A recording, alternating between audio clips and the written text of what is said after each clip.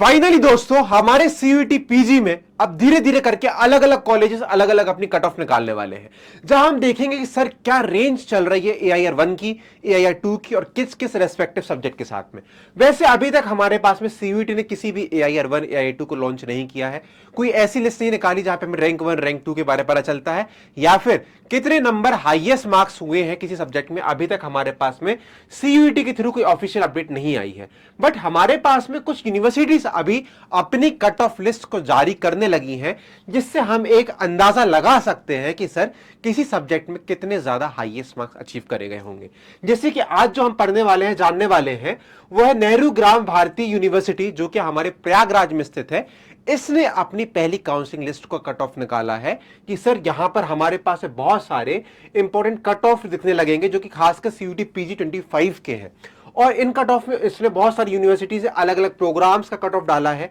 या marks mention करे हैं और बिलो कट ऑफ भी निकाला है कि अभी जो पहली लिस्ट है वो किस कट ऑफ में एंड हुई है। तो आज हम जानने वाले हैं कि भैया यहां पर देखिए MBA, MCA, MA, general mass communication, tabla, vocal, zoology, botany, mathematics, chemistry, economics, geography, sociology और ऐसी बहुत सारी अलग अलग सब्जेक्ट से कट ऑफ जारी करे हैं। अब इस लिस्ट से हम ये जान पाएंगे कि सर जो हाईएस्ट बच्चा है उसने कितने नंबर स्कोर करे। तो एक जो एआईआर 1 की बात होती है ना, रैंक 1 कौन लेके आया है, तो रैंक 1 में किस मार्क्स में कितने कौन से सब्जेक्ट में हमें एआईआर 1 मिलती है, ये हम जान पाते हैं। इसके बाद हम देखेंगे सर, एक एग्जांपल लेके चलते हैं। जैसे कि अगर हम देखें कि यहां पर जो लिस्ट दी है, ये वाली लिस्ट हमारी दी गई है सर, हिस्ट्री पेपर की दी गई है, जो एशियंट हिस्ट्री के बारे में बताता है। ठीक है, जो पेपर कोड 01 है, यहां पे एमए प्लेन हिस्ट्री वाले कंफ्यूज ना होइए, ये केवल एशियंट हिस्ट्री वाले बच्चों के लिए आई है लिस्ट, जहां पे जिस बच्चे ने अपना एमए एशियंट हिस्ट्री से करना चाहा होगा और जिसका सब्जेक्ट कोड यहां पे 01 होगा। ठीक है, तो अब उन बच्चों की लिस्ट देखेंगे यहां पे, तो पता चलेगा सर, अगर आप इस नेहरू ग्राम भारती डीम्ड यूनिवर्सिटी के बारे में देखते हो तो आपको पता चलेगा कि सर यहाँ पे जो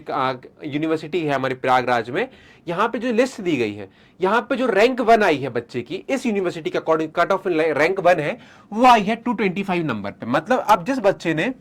इस यूनिवर्सिटी में अप्लाई किया है उसके हाईएस्ट मार्क्स आए 225 इस सब्जेक्ट में। तो अब यहां से हम जान पाते हैं कि सर हमारे यहाँ पे अख्तर अंसारी नाम के भैया है जिनका यहाँ पे आया है नाम, और ये इनको रैंक 1 से यहां बताने की कोशिश करी गई है। इसके बाद रैंक 2 इसी सब्जेक्ट की आती है हमारी 202 पे। ठीक है, तो अब यहां से एक अंदाजा सेट हो रहा है कि सर इस सब्जेक्ट में जो खासकर एशियंट हिस्ट्री की बात करते हैं, जो बच्चे ने एशियंट हिस्ट्री से अपना मास्टर्स करना चाहेगा, उसको कितने नंबर में कौन सा कॉलेज मिल रहा है। जैसे इस कॉलेज में हाईएस्ट रैंक करी 225, और अगर इसी कॉलेज के हम देखते हैं यहाँ पे कि धीरे धीरे करके आपको पता चलेगा कि यहाँ पे इतने सारे बच्चों का सिलेक्शन हो गया है और हर बच्चे की अपनी यहाँ पे रैंक दी गई है। इस रैंक के बाद में यहाँ दिखता है कि सर 59 मार्क्स पे, 59th रैंक पे, रैंक नंबर 59 पे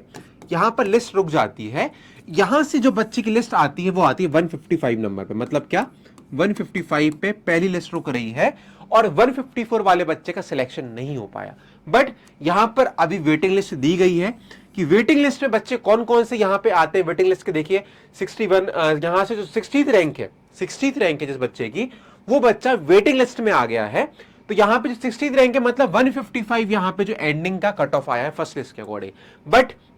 इस यूनिवर्सिटी ने देखिए यहां पे सीधे लिखा है waiting list for candidate in waiting list, admission to the programme will be guaranteed depending upon the availability of seats. अगर अभी भी इस कोर्स में अवेलेबिलिटी ऑफ सीट्स रहती है, मतलब क्या, मान लीजिए कोई बच्चा जो कह रहा है नहीं मुझे इस यूनिवर्सिटी में एडमिशन नहीं लेना है, मेरा डीयू में भी हो गया, मेरा जेएनयू में हो गया, मैं दूसरी जगह जाना चाहता हूं, उसने यहां पे अपनी प्रोसेस को पूरा नहीं कराया, एडमिशन प्रोसेस में एनरोलमेंट नहीं लिया, तो वो वाली जो वेकेंट सीट है वो इसके बाद जो बच्चा रैंक लेके आया होगा, जैसे 60th रैंक जो बच्चा लेकर आया होगा, उसको वो सीट प्रमोट हो जाएगी, वो वहां से एडमिशन ले लेगा। तो ऐसे करके यहाँ पे वेटिंग लिस्ट मिलती है कि यहाँ पर आप नाम देख सकते हो। अगर आपने इस यूनिवर्सिटी में अपना अप्लाई किया था सीयूईटी के बाद में, तो आप यहाँ पे जाके चेक कर लीजिए कि सर मेरे कितने नंबर आए हैं, क्या मैं इस वेटिंग लिस्ट में आई हूं या फिर मेरा सब्जेक्ट का कट ऑफ आ गया है। और दूसरी चीज, इस यूनिवर्सिटी के थ्रू आप अपने सब्जेक्ट का, चाहे आप एजुकेशन से करना चाह रहे हो, एमए, जूलॉजी, बॉटनी, एमएससी, जो भी आपका सब्जेक्ट है, उसका आप एक लमसम यही देख सकते हो कि सर कट ऑफ क्या आया है।